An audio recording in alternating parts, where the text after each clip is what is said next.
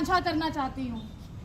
आप सभी को ये पता होना चाहिए कि डॉक्टर अंबेडकर हमेशा से डॉक्टर अंबेडकर नहीं थे। उन्हें बचपन में भीम के नाम से जाना जाता था। उनकी माता, उनके प्रियजन उन्हें भीम कहकर पुकारते थे। लेकिन बहुत ही जल्द 10 साल की उम्र में उन्हें ये पता चला कि सिर्फ भीम से लोगों की पहचान नहीं है, भीम राव अंबेडकर इस नाम से भी उनकी पहचान थी। क्योंकि जब वो अपने स्कूल में गए तो उनका पूरा नाम पूछा गया। उन्होंने अपना पूरा नाम बताया, भीम राव अंबेडकर। और ये सुनते ही कक्षा के जो अध्यापक थे उन्होंने उसे सभी बच्चों से अलग बैठा दिया, क्योंकि वो एक छोटी जाति के थे। उस समय छोटी जाति के बच्चों को पढ़ना अलाउड नहीं था। इसी वजह से वो सभी बच्चों से अलग पढ़ा करते थे। बहुत उदास हुए, घर आए। घर आके माँ से पूछा कि उन्होंने मेरे साथ ऐसा क्यों किया। माँ ने उनको समझाने की बहुत कोशिश की, लेकिन वो बच्चे थे, 10 साल के थे, नहीं समझ पा रहे थे।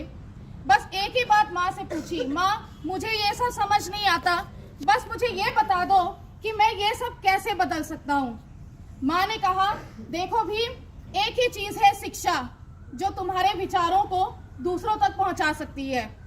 कोई व्यक्ति अगर पढ़ा लिखा है तो वो चाहे कितनी भी बेतुकी बात करें, सभी उसको सुनेंगे। लेकिन अगर कोई व्यक्ति अनपढ़ है और कितनी भी अच्छी बात करेगा, उसे कोई नहीं सुनेगा। तुम एक बड़े सुलझे हुए व्यक्ति हो, ये अच्छा होगा कि तुम अपने आप को शिक्षित करो और तुम्हारी अच्छी बातें, सुलझी हुई बातें सभी सुनेंगे।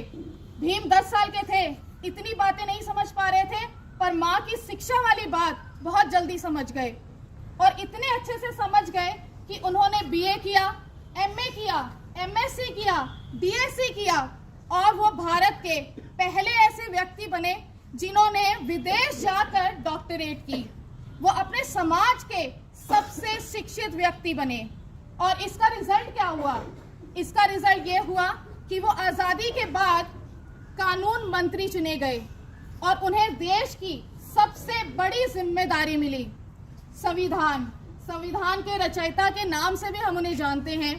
तो B R. Ambedkar, doctor B R. Ambedkar ही वो व्यक्ति थे जिन्होंने संविधान की रचना की। आज आप सभी, हम सभी टीचर से पढ़ते हैं बिना ये जाने कि हम कौन सी जाति के हैं, और हम सभी टीचर्स आप सभी को पढ़ाते हैं बिना ये जाने कि मेरे सामने जो बच्चा है वो कौन सी जाति का है, कौन से धर्म का है। ये सब किसकी देन है? ये सब देन है संविधान की। और संविधान किसकी देन है?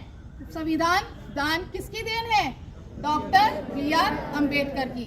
तो डॉक्टर बी.आर. अंबेडकर की तरह आपको 2 बातें हमेशा याद रखनी है कि कभी भी कोई भी व्यक्ति छोटा या बड़ा नहीं होता है, सभी की समानता जरूरी होती है। लड़कियों की शिक्षा बहुत जरूरी होती है। आप खुद देख सकते हैं कि हमारे स्कूल में लड़कियों की पॉपुलेशन कम है। उन्हें मदद करना उनकी शिक्षा में हम सबके साथ, आप सबका भी धर्म है। तो इसी के साथ मैं विराम देते हुए जय हिंद, जय भारत, जय भीम। धन्यवाद।